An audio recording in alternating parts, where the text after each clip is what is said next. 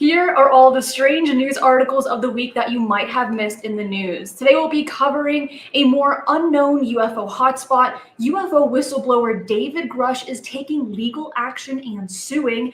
2 astronauts have found themselves unexpectedly stranded in space for over 50 days.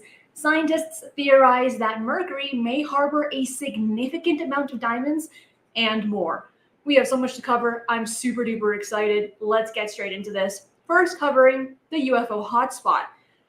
So, according to the National UFO Reporting Center, aka NUFORC, there have been 1,279 UFO sightings reported in 2024 as of July 19th, with June having the most reports at nearly 300. Now, what state are we talking about in the United States? We're talking about Maine, because Maine ranks the 32nd in the country for total UFO sightings, with 1,201 recorded over time. And then in 2024 alone, this is crazy, Maine has reported 12 sightings across various locations, including Waterboro, Booth Bay, Windham, Paris, York, Herman, and Dover, Foxcroft, Naples, Seasport, and Richmond. So for those living in Maine or have visited Maine,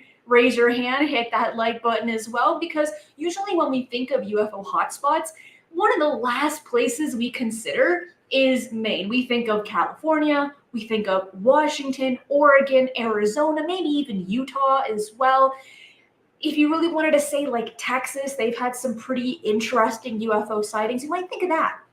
But when it comes to Maine, it was definitely a shocker. Now, here's a really fun fact for those that like fun facts, such as myself, because Maine actually had one of the first documented sightings in America in Boston back in 1639. Do you know who I'm talking about? If you follow this for some time, you know what I'm referring to, because I'm referring to Winthrop, because he wrote that there was a man by the name of James Everell, and he described in his diary that James was a very sober and decent man. He would never lie, and supposedly when James had told Winthrop the encounter, they had missing time and in a totally different location while on a boat. It was him and several other people.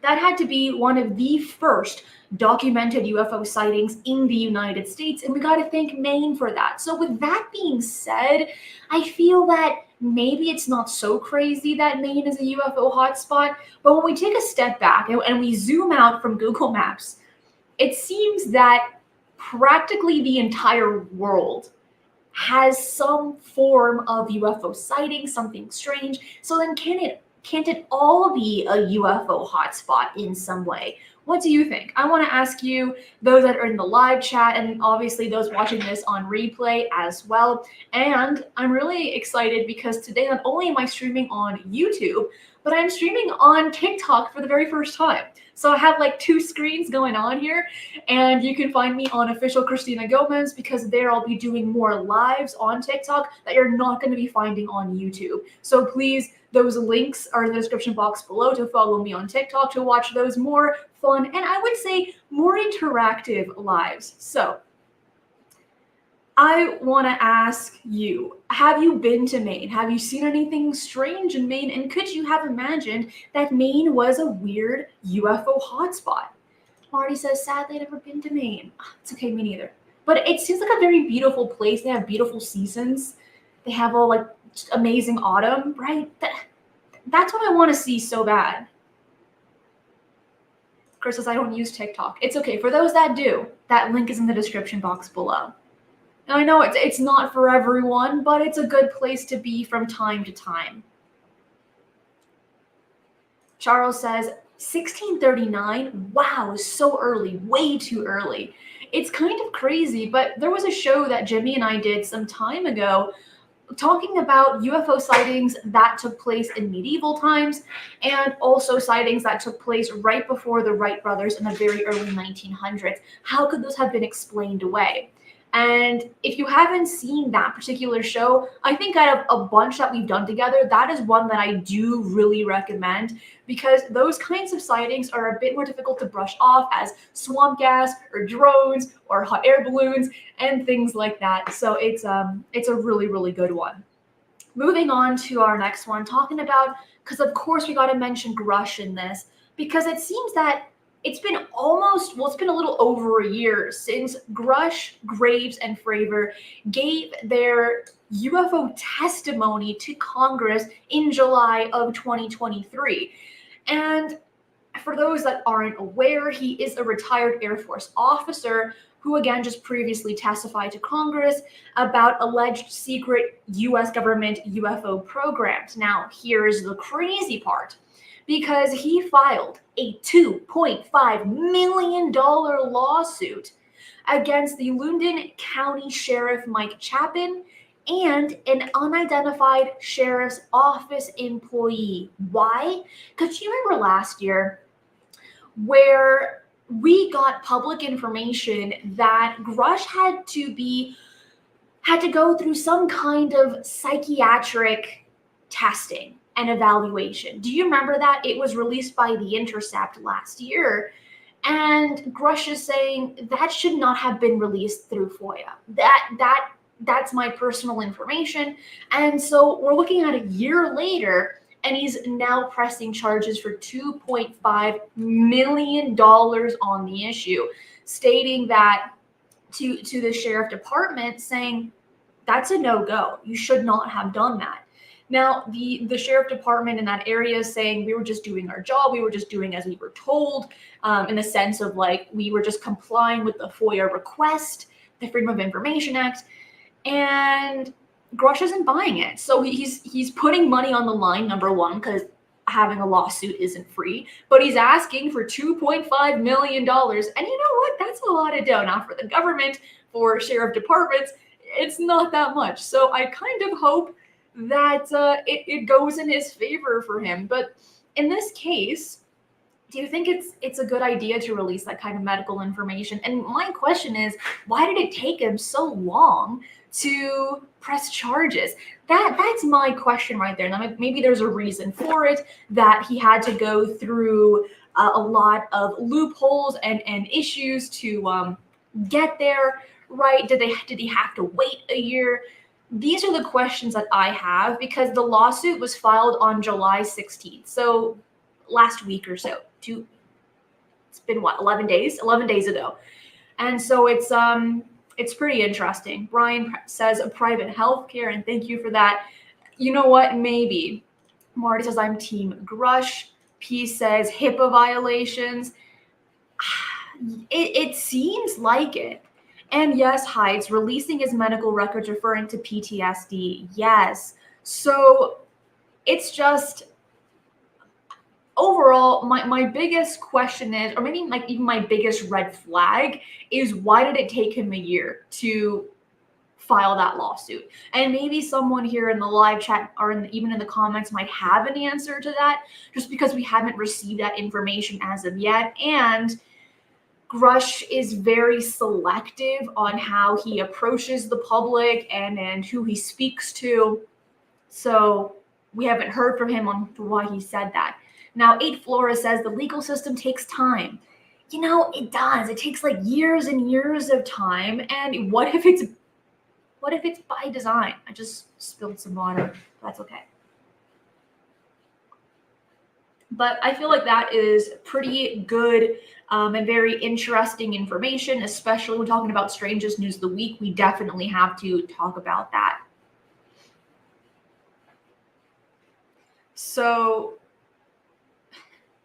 let's get on to our next one. And actually, while we're still in the conversation of the UFO witness hearing, Ask a Poll was able to speak to Anna Paulina Luna, and they asked her, should we expect a UAP hearing this year in 2024? And Anna says, we were supposed to get one in August, but obviously things didn't develop. And so hopefully we'll get it on the books for September or October, but we are for sure doing one. If you remember last year, they were saying, We're going to get one in December. We're going to get something hot in December referring to UFOs and the government, transparency, disclosure, and all of that fun stuff. And then here we are already in July of 2024, and we haven't heard that much information from them to keep being persistent on pushing the ball to get more information. What I will say is that about 6 weeks ago now, the Department of Energy was being, I want to use the word prosecuted here, for the protocols for when UFOs are being seen over nuclear facilities. And Anna Luna asked, well, what are the protocols? What's going on here? Because obviously there's an interest with these craft in the sky coming over nuclear facilities. We've seen that with the Vandenberg Air Force Base. We've seen it with the Malmstrom Air Force Base. We've seen it in the one in Ukraine as well. And there's several others, but those three had to be one of the most famous ones. You can even say Rendlesham as well. And the Department of Energy administrator said, oh, I can tell you that behind closed doors, but there's nothing to see here. UFOs aren't a real thing. And if there are UFOs, they're actually drones. And she said, what about before drones were created? What then?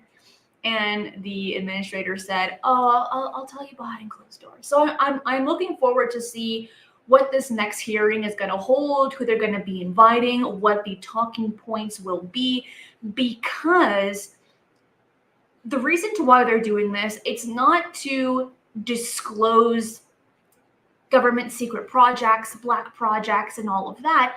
What these people are really doing, Tim Burchett, Anna Paulina Luna, Matt Gaetz, Moscovich as well, they just want to know where this money is going, since several government offices, including the Pentagon, have not been able to pass an audit.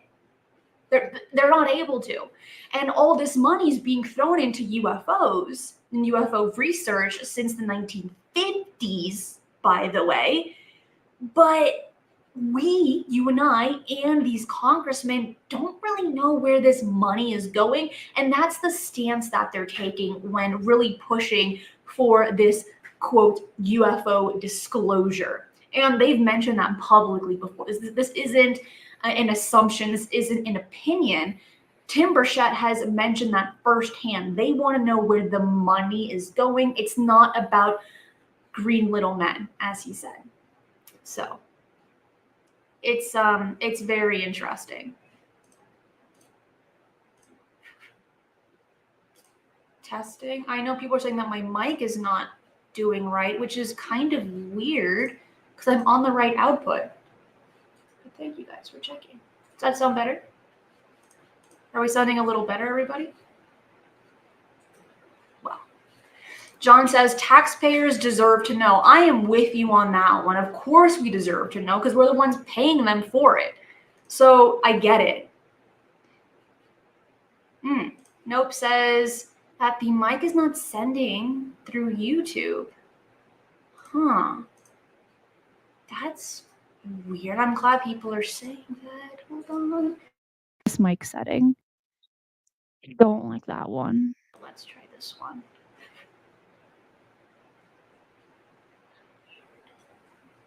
Hold on. We are live, so we just gotta. How is that sounding? Is that sounding better? Oh, you had it? That's better, Christine. Okay, cool. Okay, we're good. We're better. Awesome. Everyone's saying good? Yes. Okay, cool. Getting into our next one, and thank you to everyone that corrected me on the microphone. I know I'm a few moments behind. Well, people were saying no. Okay. I'll just go to my old setting that I don't love. But we'll go to this one. Okay. How is that? Are we doing good? This is better? Okay. I think we're good now. Even though I don't love this particular setting, we're just going to go with it for today. So, we got a lot of interest when it comes to the government, Grusch, and a new hearing. But this guy has to bring us in to space because You know what? The Boeing Starliner has just not been getting a good rap since 2019. They have been doing test after test, failure after failure, and this is another one in 2024. Boeing is so behind for this space race. It's actually appalling. So these two astronauts right here that we're looking at by the name of Sunita Williams and Barry Butch Wilmore have been unexpectedly stranded on the International Space Station for over 50 days, which is far beyond their planned 8-day mission. They're planning to be there for a week and a little bit to have a good time, run some experiments, and to have a bit of a laugh.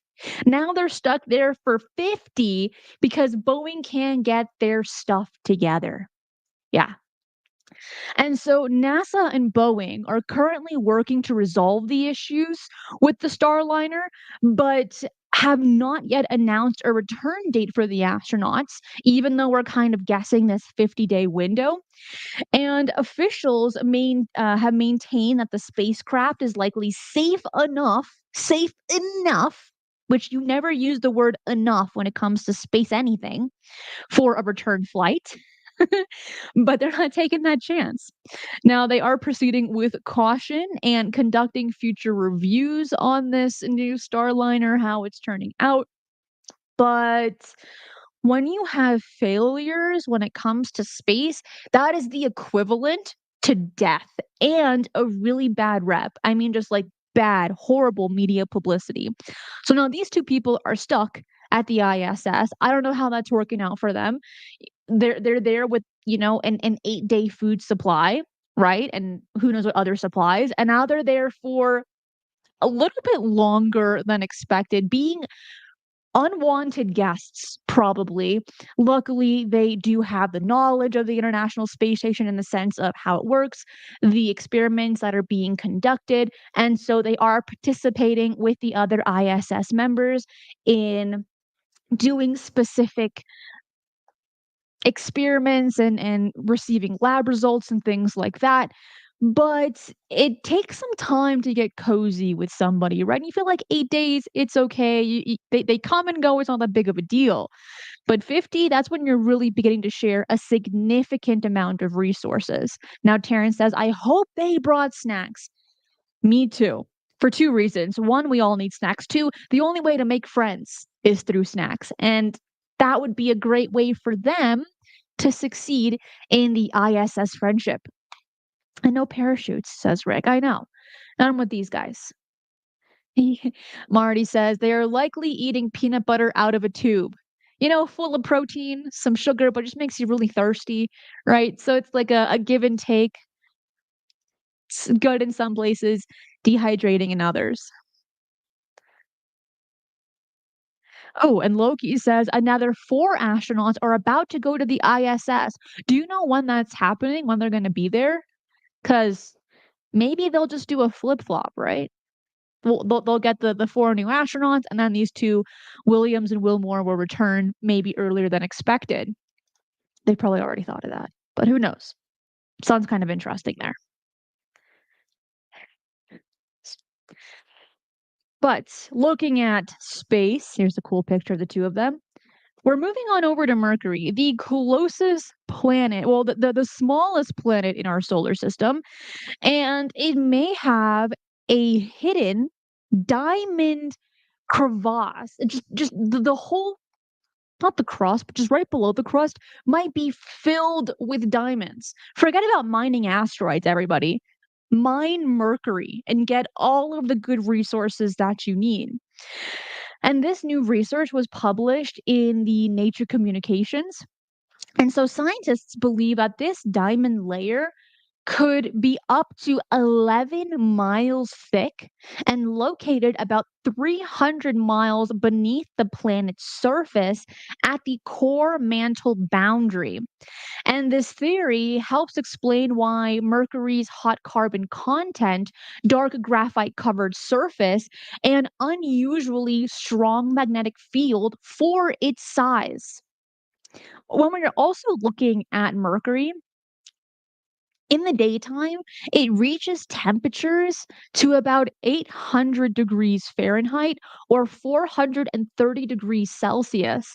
And then at night, you won't believe this, it drops to as low as negative 290 degrees Fahrenheit or negative 180 degrees Celsius.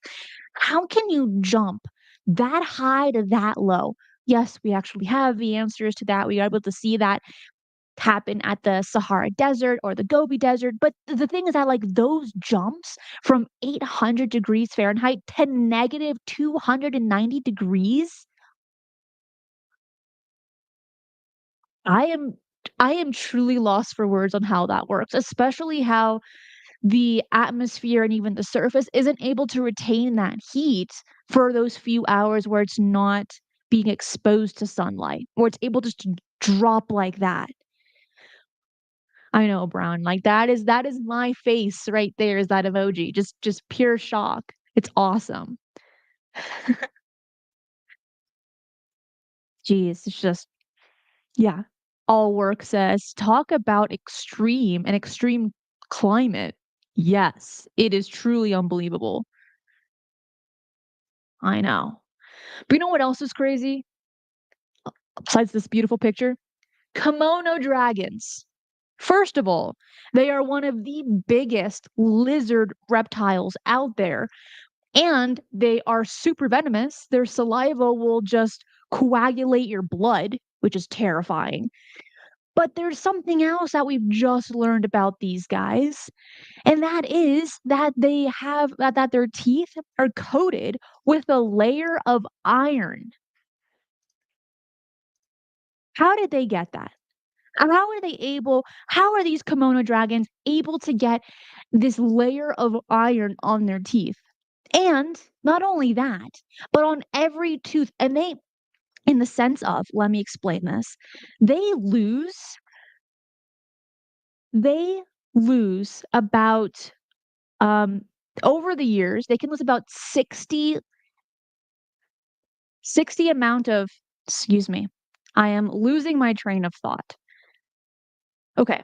So with Komodo dragons, they how you know how humans can lose their teeth twice when they are children and then into adulthood, right? Komodo dragons can do it 60 times. That's what I wanted to say. And so when you lose sets like that 60 times, and each time there's this layer of iron, can we just admire human nature for a moment, please? Just for a moment, because that is unbelievable. Now, Chris says I want one.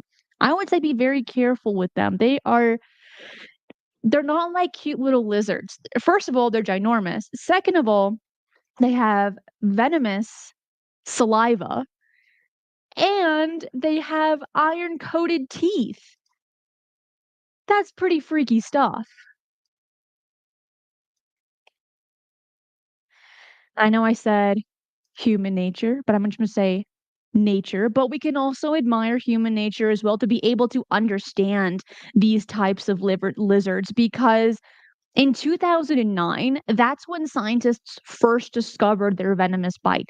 So all of the years prior to that, since they are mainly local to Indonesia, they had no idea. They were just like, we just know that they're super duper dangerous. Never let them bite you.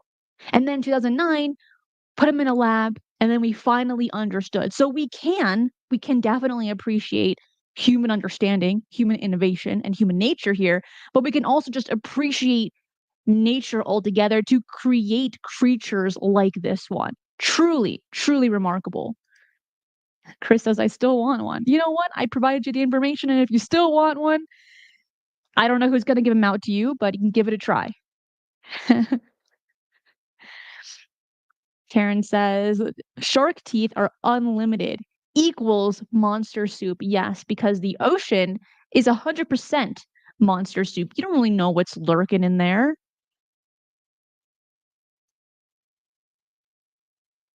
Pretty crazy stuff. And I do want to say hello to everyone watching this on TikTok as well. I'm looking over here.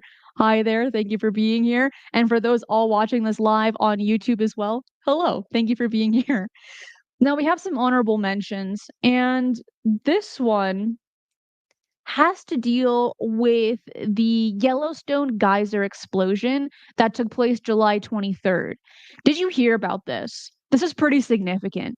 And in all honesty, in all reality, because a hydrothermal explosion occurred at the Yellowstone's Biscuit Basin on July 23rd, sending mud, water, and debris hundreds of feet into the air from the Black Diamond Pool, and the explosion caused significant damage to a nearby boardwalk and also altered the landscape as well, but no injuries were reported.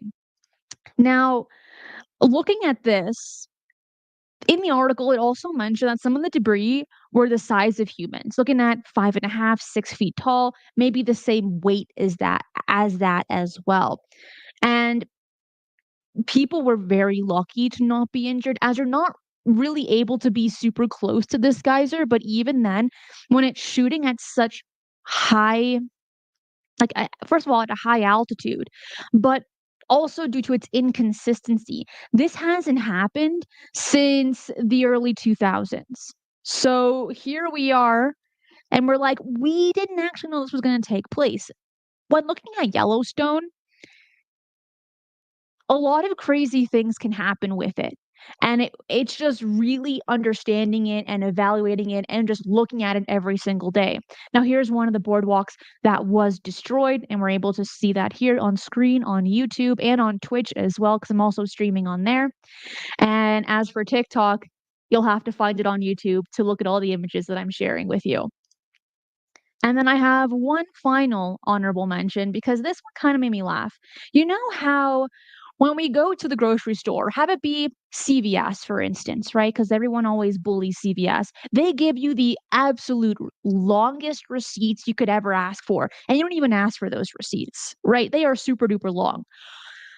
Archaeologists in Turkey discovered a 3,400-year-old cuneiform tablet that is supposedly a receipt. And we're seeing that on screen right here.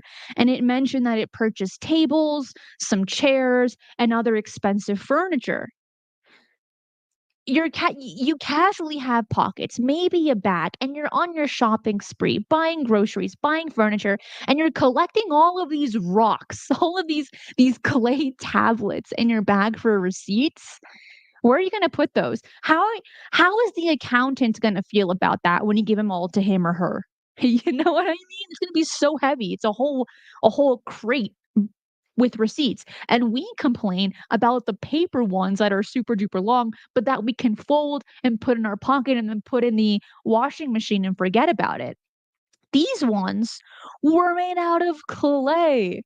Eh, it just blows my mind. It really does that even in 3,400 years ago, we were still giving out receipts so that we could return items that to prove that we've actually bought these items, right? All of these different things. Now, maybe we have to ask, did this receipt also have some coupon codes on it? If you buy from July to August, you'll get 20% off, like we see at grocery stores today. Or you saved this much and you gained this many points, right? So you can f- upgrade to your next purchase. It's a serious question. It really is. Now, back in the day, they didn't have self checkout like we do today. Things had to be done. And in this case, for this receipt, it had to be made right in front of them versus just getting a nice printed sheet of paper. Truly remarkable. All work says, LOL on the back, return this tablet to get 10% off your next purchase. Yeah. And it's kind of funny though. That is. Now, out of all the articles that we covered today, which one was your favorite? Let me know in the live chat. Please let me know in the comments as well. I do always enjoy hearing what your favorite article was. And for myself, I think it's really cool to be able to see the developments of our understanding of space and how Mercury might have miles and miles of diamonds. I'm looking forward to the new UAP UFO hearing that should take place in September, October, which is coming in really close. And so I'd like to see that, who they're going to bring, what their talking points will be. But I'd like to ask you that question. What was your favorite topic for today? Because I do want to know. 8 Floor says discounts. Hey, probably. You know what? We all love a good discount. Charles says, and the Komodo dragon stuff. Yes, that is so great. Now Moon says the ISS story, love science fiction, good stuff. Marty says Boeing space goof. I know the Boeing, they just have not been doing that great since 2019 when it comes to their Starliner and just really understanding how to make rockets altogether. So actually a lot of people were enjoying the Komodo dragon. Nice, nice. Well, that is it for today. I will see you next time. Be safe and remember, keep your eyes on the skies.